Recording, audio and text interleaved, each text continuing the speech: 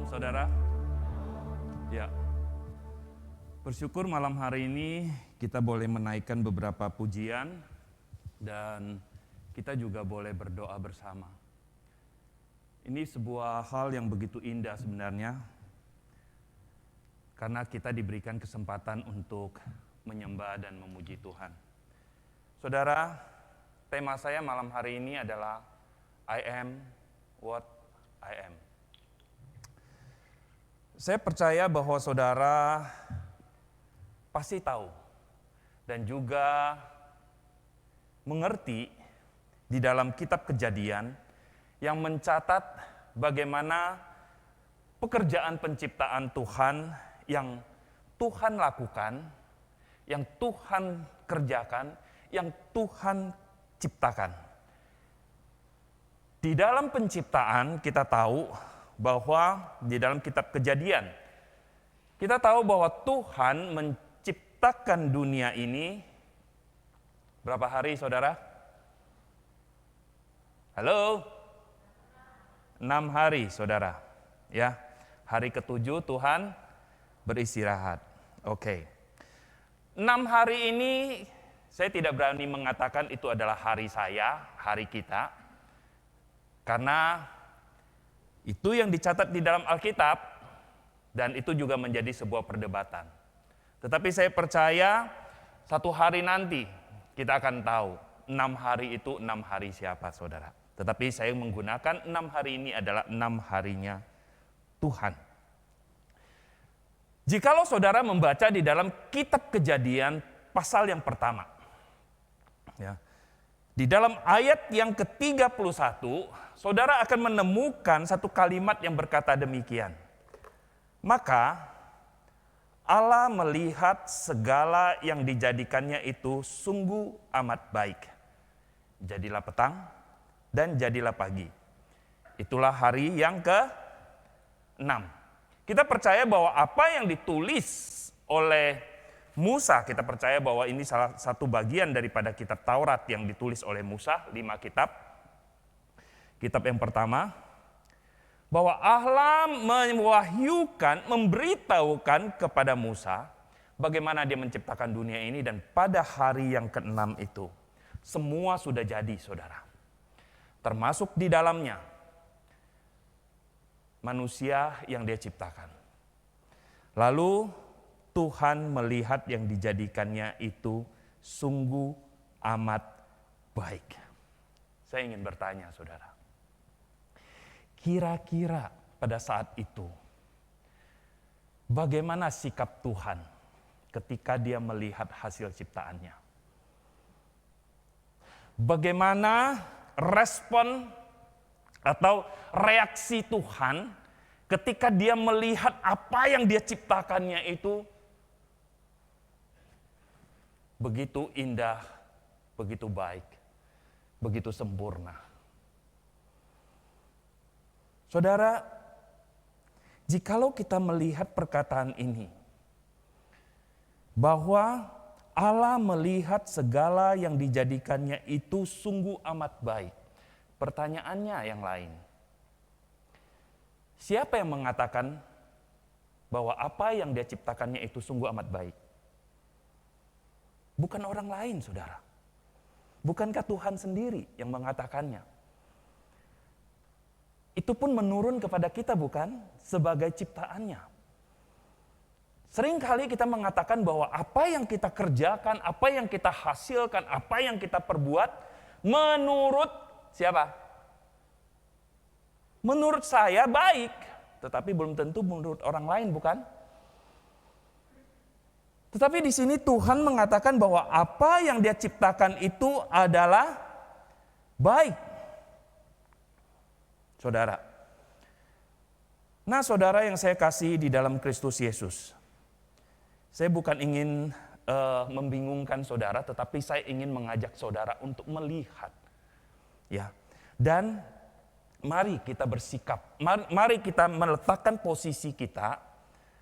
Kira-kira kalau kita pada posisi Tuhan, kita ada berdiri di posisinya Tuhan, melihat ciptaan kita, melihat ciptaan itu. Bagaimana sikap saudara? Mengerti nggak maksud saya? Atau nggak ngerti?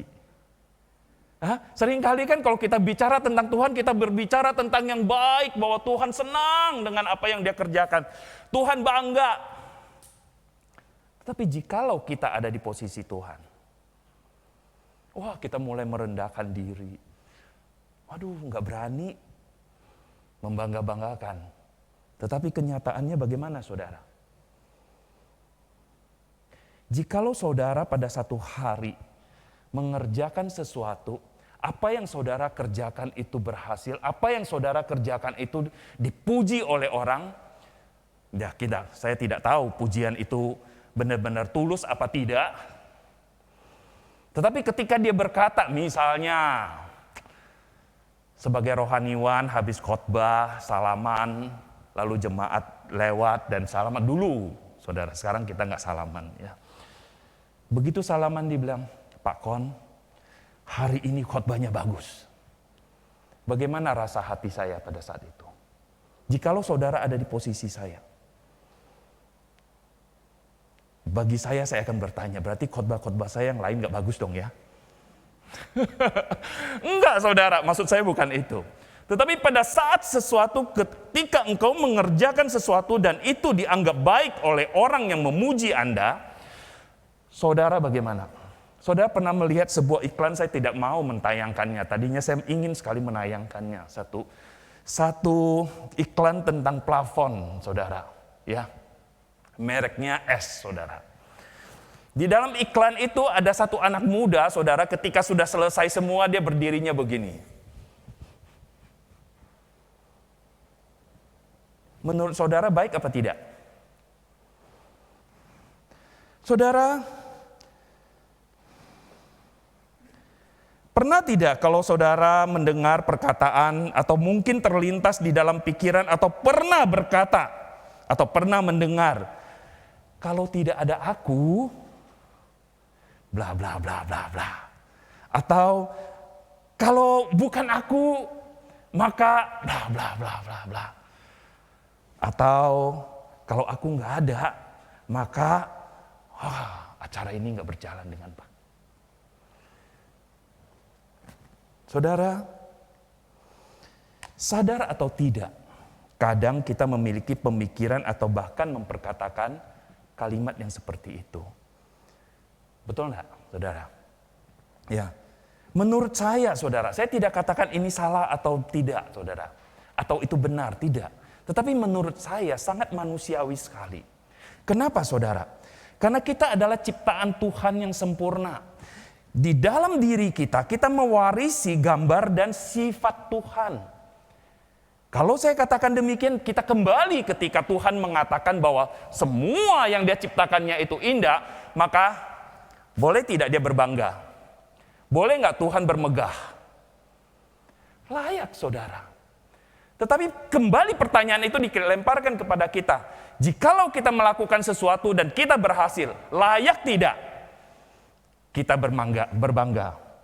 Boleh tidak kita bermegah? Ini menjadi sebuah perenungan, saudara. Kita harus sadar, saudara, bahwa kita bukan pencipta. Tetapi kita adalah ciptaan, saudara.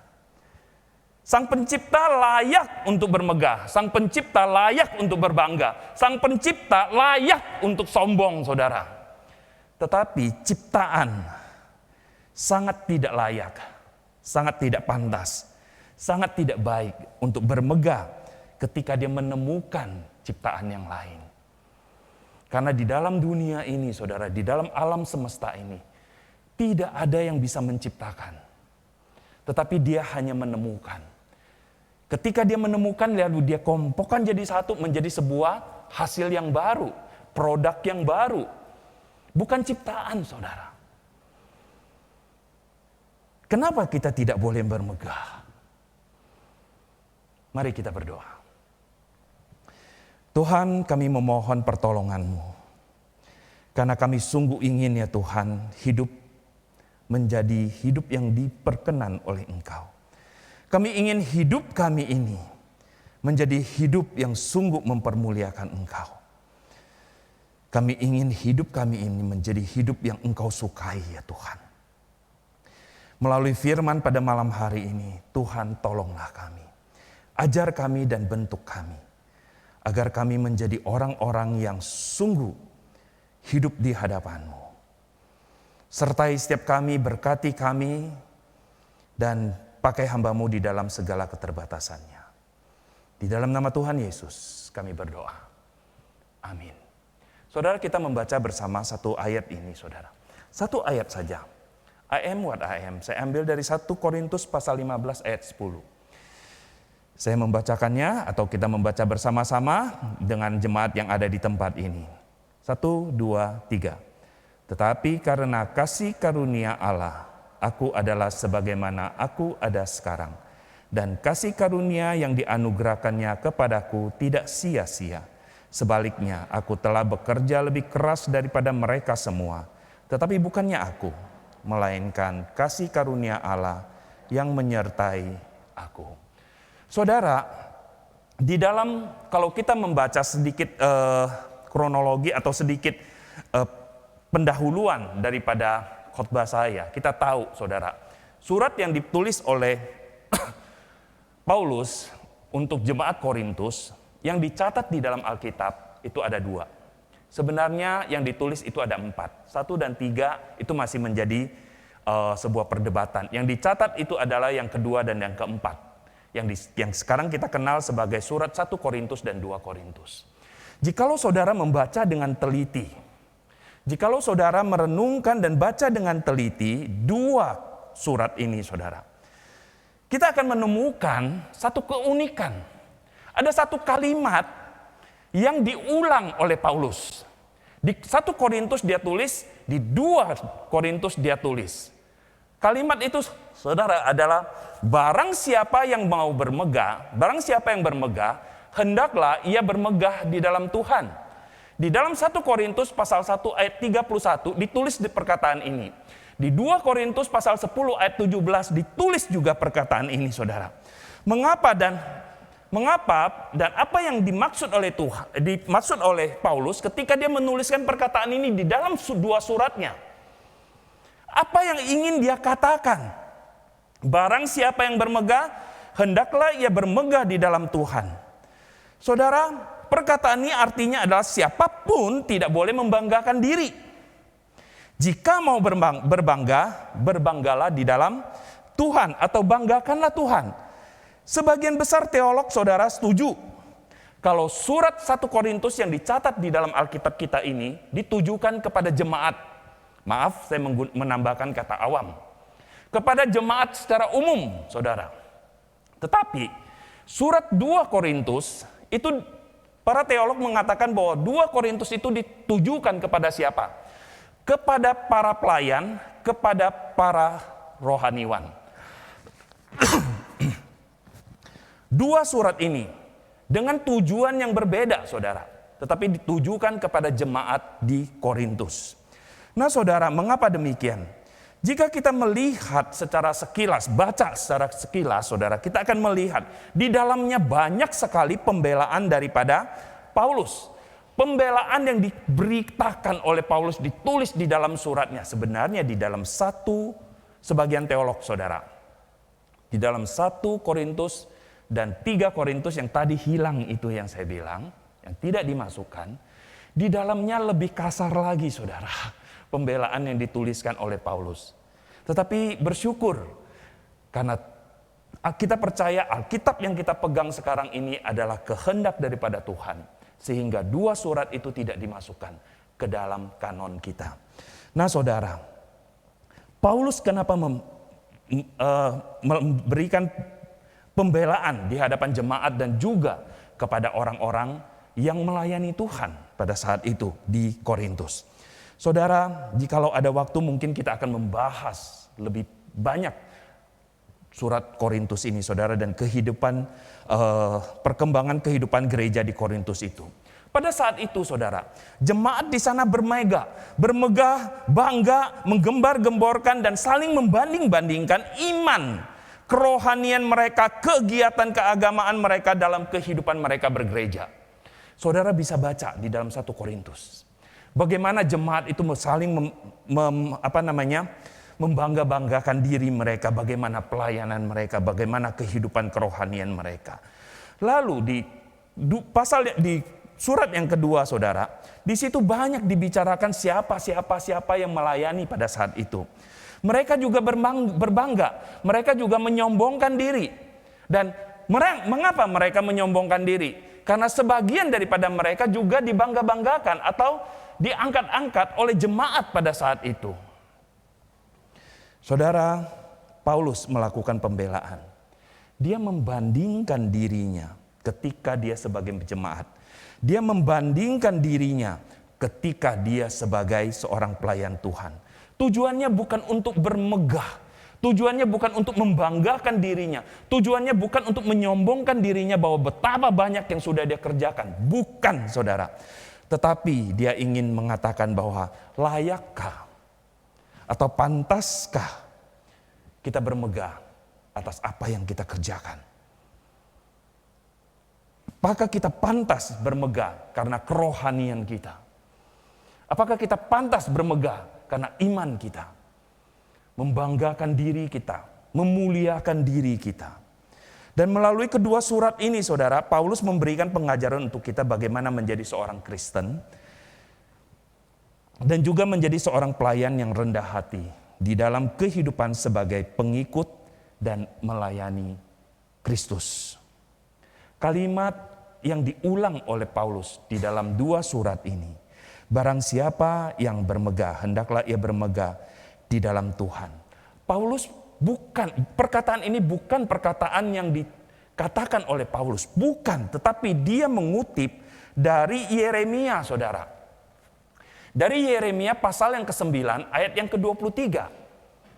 Di sana dikatakan, beginilah firman Tuhan. Janganlah orang bijaksana bermegah karena kebijaksanaannya. Berarti orang itu bijak, dia merasa dirinya bijaksana. Dan mungkin memang dia bijaksana, tetapi dia tidak layak. Jangan berbangga. Janganlah orang kuat bermegah karena kekuatannya. Janganlah orang kaya bermegah karena kekayaannya. Kenapa Tuhan memberikan perintah demikian? Karena pada saat itu, keadaan pada saat itu seperti itu. Coba bandingkan dengan kehidupan kita pada saat sekarang ini. Coba bandingkan kita, atau renungkan, atau pertanyakan pertanyaan itu kepada diri kita. Apakah kita tidak pernah berbangga dengan apa yang kita kerjakan? Bukankah kadangkala kita menyombongkan diri? Saya tidak berani mengatakan saya tidak. Saya juga demikian, saudara. Firman Tuhan malam hari ini bukan berbicara hanya untuk saudara, tetapi firman ini telah berbicara terlebih dahulu kepada saya. Dikatakan, tetapi Tuhan berfirman, tetapi siapa yang mau bermegah, baiklah bermegah karena apa? Karena yang berikut ini, bahwa ia memahami dan mengenal Tuhan. Bahwa Tuhanlah yang menunjukkan kasih setia, keadilan, dan kebenaran di bumi. Jadi kalau mau bermegah, bermegahlah bahwa kebijaksanaan yang ada pada kita, bukan karena kita, tetapi karena kasih daripada Tuhan. Karena Tuhan yang memberikannya. Sehingga tidak membanggakan diri. Saudara, ketika kita memegahkan diri di hadapan manusia, sebenarnya kita adalah orang yang paling bodoh. Orang yang paling bebal. Karena kita tidak mengenal Tuhan. Ciptaan tidak bisa membanggakan dirinya di depan ciptaan, saudara. Tetapi Sang Pencipta pantas untuk memegahkan dirinya di hadapan ciptaannya. Kalau kita membaca di dalam kitab Perjanjian Lama, banyak bagian yang berkata, seperti ketika Tuhan berkata kepada orang Israel, akulah yang memimpin engkau, akulah yang membawa engkau keluar dari tanah Mesir. Saudara, maksudnya apa? Maksudnya sederhana sekali, saudara. Tuhan boleh berkata bahwa kalau bukan aku yang membawa kalian keluar, kalian tetap menjadi budak. Tuhan bisa berkata demikian.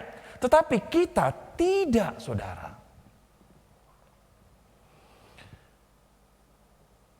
Yang disukai oleh Tuhan itu apa? Ketika kita tidak bermegah, tetapi kita semakin mengenal Dia, semakin mengenal Tuhan, semakin mengenal kasih-Nya. Nah, dari kalimat inilah saudara, ya, kita mau belajar bagaimana sebenarnya apa yang ingin disampaikan oleh Paulus di dalam surat Korintus, terutama di dalam perkataan 1 Korintus pasal 15 ayat 10 yang menunjukkan, kalau kita baca di atasnya, ketika dia membela dirinya, dia mengatakan dia itu siapa, saudara. Dia ingin mengajarkan kepada kita apa, saudara? Sebenarnya hidup kita ini adalah karena kasih karunia. Saudara, kalau melihat di dalam satu ayat yang begitu pendek ini, saudara, ada 3 kali kasih karunia. Kata kasih karunia ini 3 kali diulang. Biasanya menurut penafsir, kalau ada kata yang diulang atau ada kalimat yang diulang, berarti itu adalah penekanan. Dan itu yang mau diangkat dan itu menjadi poin utama daripada bagian itu. Satu ayat ini, 3 kali kasih karunia keluar. Dan Paulus ingin kita sungguh mengerti bahwa keseluruhan daripada hidup kita adalah karena kasih karunia. Yang pertama, saudara, kita lihat bersama-sama. Di sana dikatakan apa?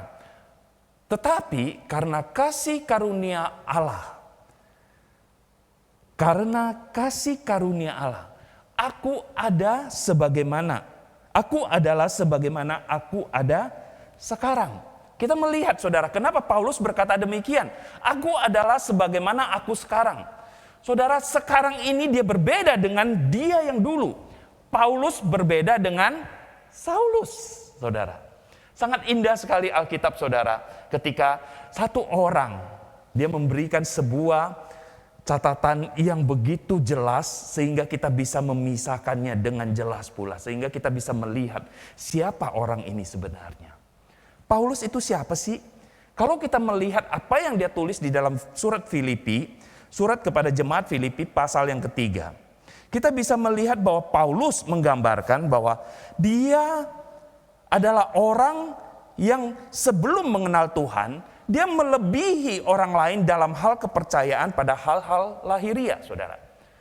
Dia memiliki iman yang kuat kepada Tuhan yang dia kenal, saudara.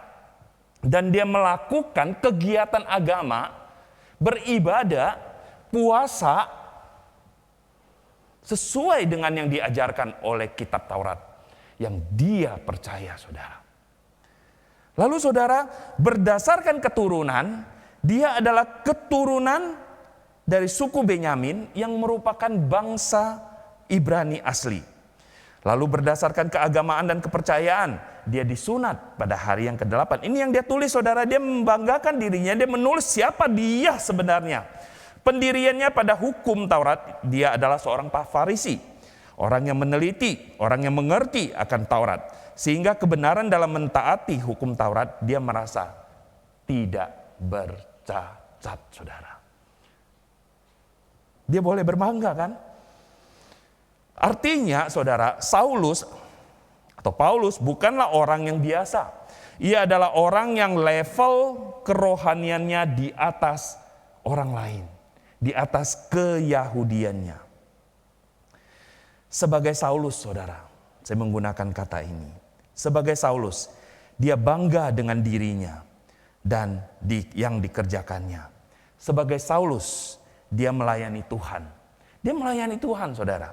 Tetapi pertanyaannya, ketika dia giat melayani Tuhan, sungguhkah dia melayani Tuhan atau melayani dirinya? Ketika dia di dalam perjalanan ke Damaskus, saudara, satu peristiwa yang begitu mengubah kehidupannya. Dari Saulus berubah menjadi Paulus, saudara. Dalam perjalanan ke Damaskus, Paulus dibutakan. Mengapa, saudara? Mengapa Tuhan membuat dia buta? Saudara, seringkali ketika mata kita celik, kita tidak melihat siapa diri kita sebenarnya. Kita hanya melihat apa yang hebat daripada diri kita. Tetapi ketika dibutakan, Paulus melihat kasih karunia Allah. Ketika Paulus dibutakan untuk melihat diri dan motivasi hidupnya yang sebenarnya, saudara. Sebenarnya, ini yang tadi saya katakan, saudara. Dia giat melayani Tuhan atau melayani dirinya.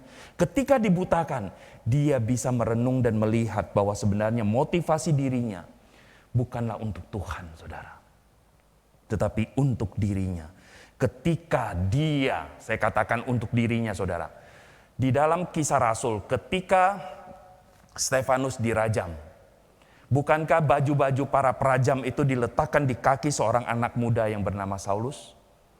Ketika Stefanus mati, bukankah Saulus pada saat itu di Alkitab mengatakan bahwa dia setuju?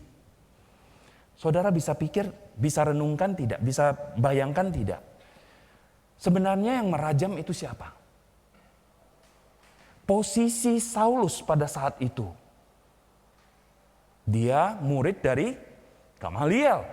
Dia orang Farisi. Dia juga orang Israel asli, saudara. Dia memiliki kedudukan yang tinggi. Perlukah dia mengambil batu untuk merajam Stefanus seperti yang lain? Tidak perlu, saudara. Ini yang suka saya katakan kalau begitu bicara tentang ini. Namanya cie tau saren. Menggunakan tangan orang lain untuk membunuh. Dia senang, saudara. Dia berbangga. Tetapi saudara, ketika dia dibutakan dan dia dicelikkan kembali, dia diizinkan untuk melihat sehingga dia dapat berkata apa, saudara?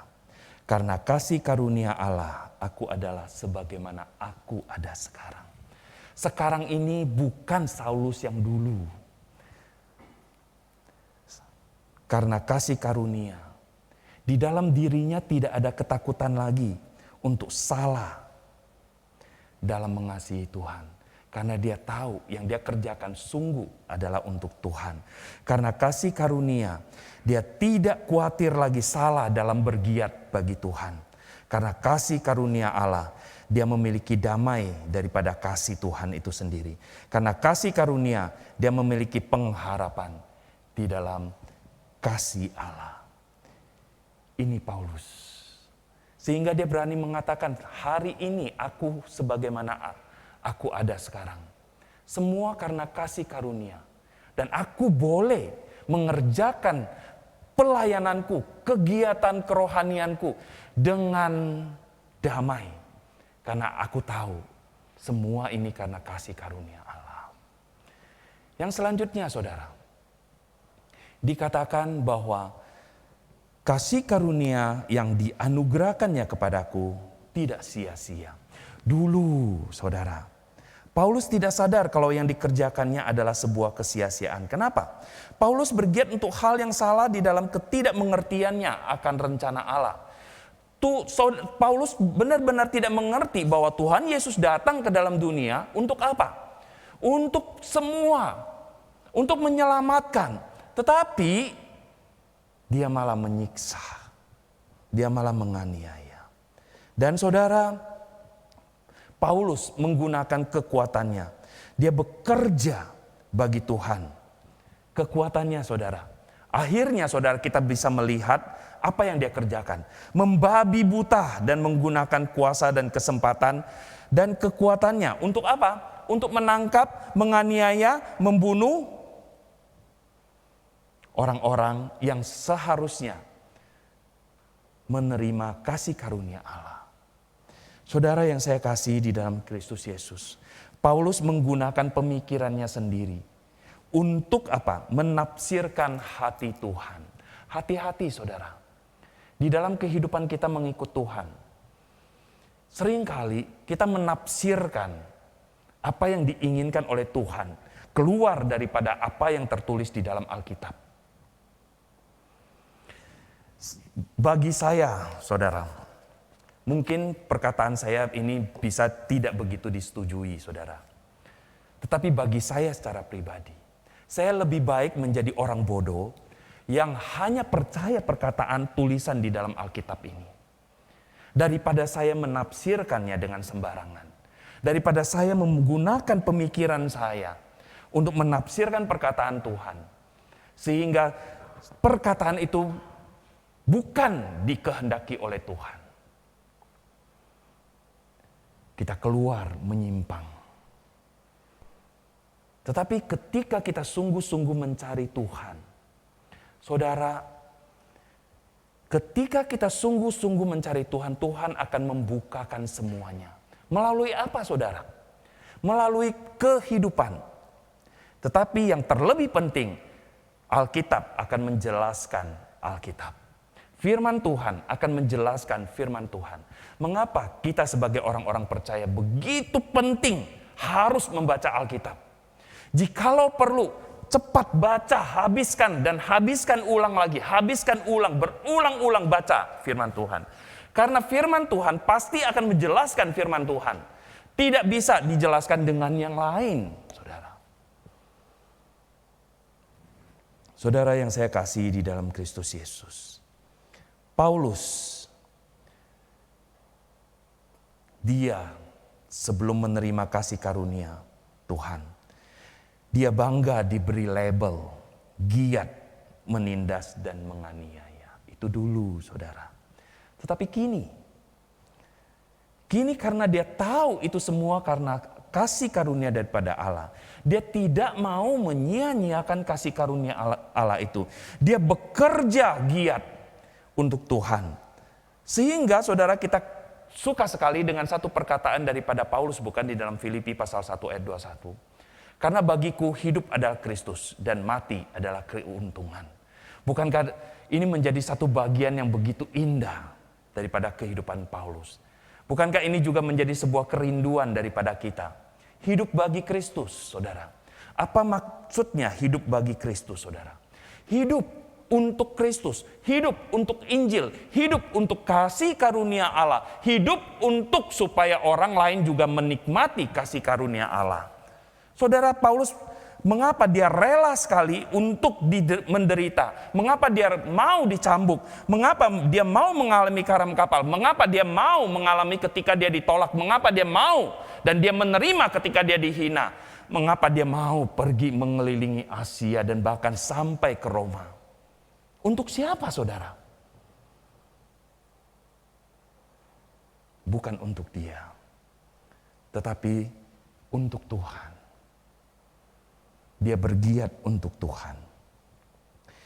Dan kalau memang bagi Paulus, kalau memang harus mati untuk Kristus, itu adalah keuntungan.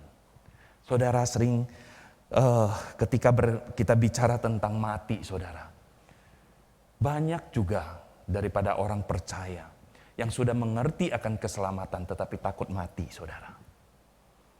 Kenapa? Kenapa takut mati? Jawab sendiri, saudara. Kenapa takut mati?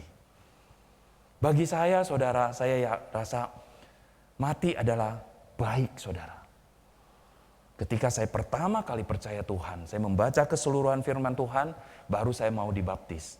Dan setelah itu, saya berdoa, saya minta kepada Tuhan, Tuhan cepatlah datang. Tuhan cepat bawa saya pulang.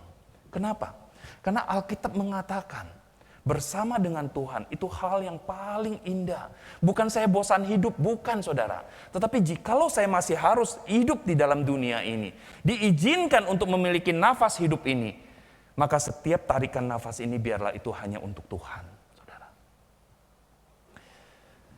Saudara yang saya kasih di dalam Kristus Yesus, Paulus pernah dibutakan. Ketika dibutakan itu dia melihat kasih karunia Allah. Saya belum dibutakan sudah melihat, saudara. Sudah menikmati. Apalagi ketika beberapa waktu yang lalu ketika saya sakit, saudara. Saya berpikir saya sudah tidak akan lama lagi, saudara.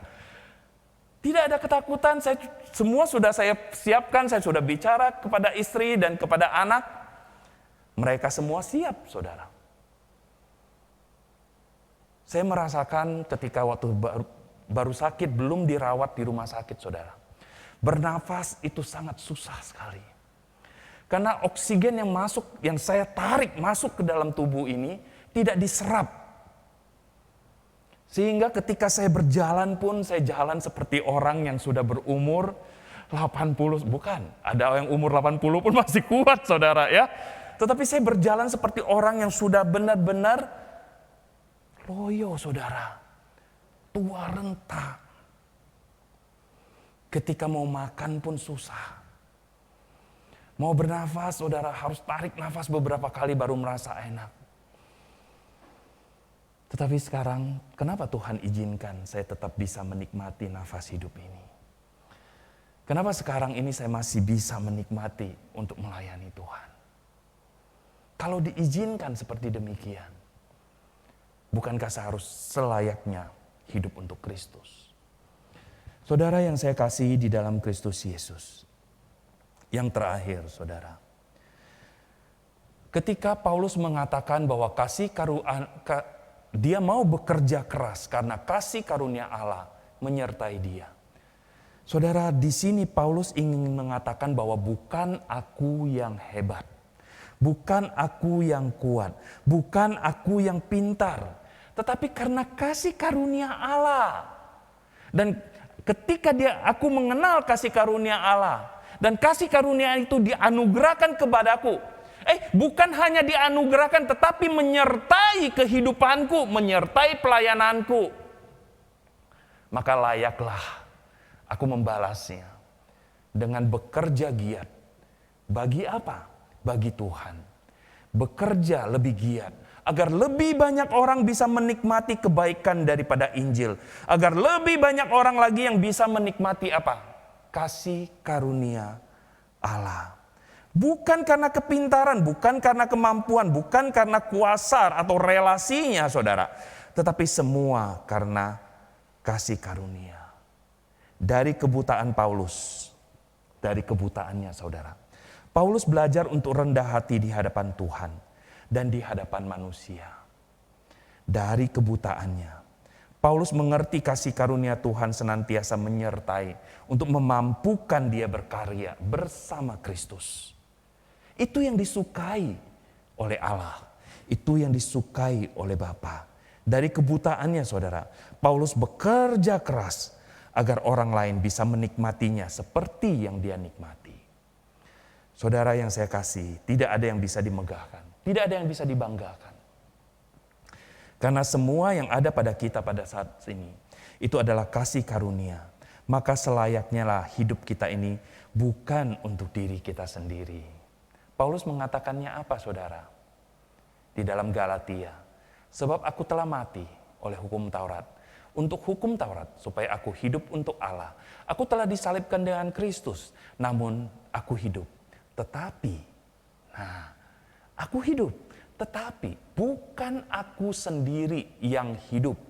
Melainkan Kristus yang hidup di dalam aku. Dan hidupku yang kuhidupi sekarang di dalam daging adalah hidup oleh iman dalam anak Allah yang telah mengasihi aku dan menyerahkan dirinya untuk aku. Letakkan perkataan ini. Perkatakan perkataan ini sebagai perkataan yang keluar dari mulut saudara. Jadikan perkataan ini sebagai sebuah komitmen saudara. Di hadapan Tuhan yang sudah menerima dan menikmati kasih karunia Tuhan.